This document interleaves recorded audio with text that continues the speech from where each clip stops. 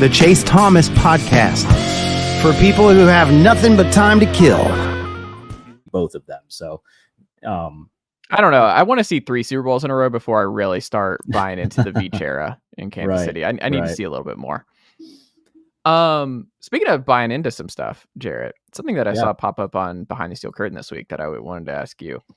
Is the Tyler Boyd stuff real, and is he a fit in Pittsburgh?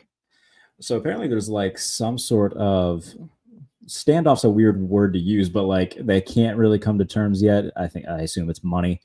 I think it would be a fit. Right now, you look at what the Steelers have done at receiver. It's been a lot of depth moves. You know, they just signed Quez Watkins today. They picked up your boy Van Jefferson not long ago. So you look at their receiver room right now. It's George Pickens, Van Jefferson, Calvin Austin, Quez Watkins, and then they have Marquez Callaway and Denzel Mims on futures contracts. So they'll be able to. Do they really have all those? Denzel Mims, man, that's one that just didn't work. Yeah, one that got away. Yeah. So they'll have opportunities to battle for, the 5th and 6th spots in camp. But my guess as to what the Steelers are thinking at receiver right now is they think that they can go and trade for somebody, or they're just going to draft 2 guys. Maybe the Boyd stuff comes to fruition, but they don't have a legitimate X receiver on the team right now.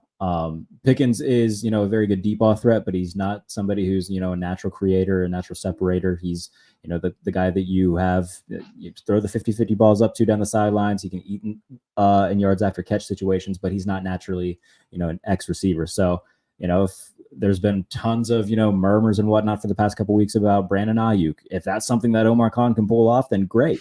Apparently they reached out to Washington to ask about Terry McLaurin. That would be great.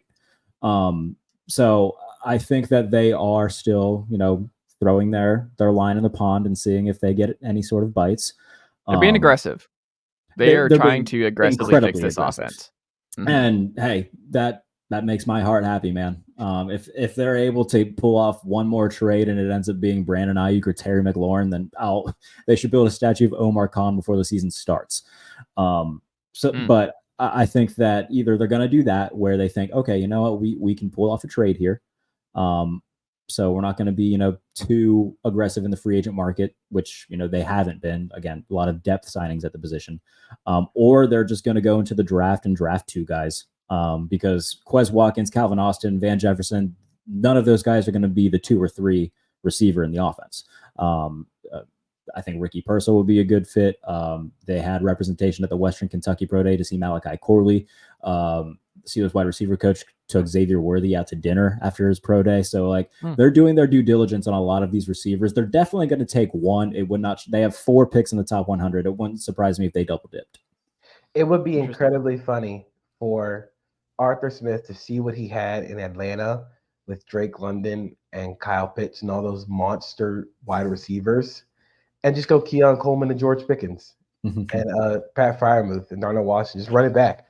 I think Keon Coleman would be an interesting fit in Pittsburgh because I think people were underwhelmed by the 40, but I also don't think people understand Keon Coleman's game very well. He operates in the mid-range a lot better. He is a yak, and he also can create in the short and intermediate areas, which complement George Pickens being really good at 2 routes, a slant and a go. So I think that'd be interesting. I would really like the Malachi Corley shout because that's what Arthur Smith. Malachi Corley can do everything that Calvin Austin does better. Yeah. So that'd be really fun. I think Pearsall would be interesting. But I also wonder, again, if you had the choice between a A.D. Mitchell or Brian Thomas Jr. at 20 versus Amarius Mims at 20, what is the pick going to be there? Or if you have a chance at a guy like Cooper DeJean or something, what is their thought process there at 20? If I had to guess, if that's a situation where, they've got, Amarius Mims, Brian Thomas, Cooper DeJean, I think they would go Mims. I think the worst kept secret at the combine was the Steelers really like Amarius Mims. So if they get the opportunity, it wouldn't surprise me because then they can move Broderick Jones to the left tackle. They can keep Mims at right. They really like big Georgia guys.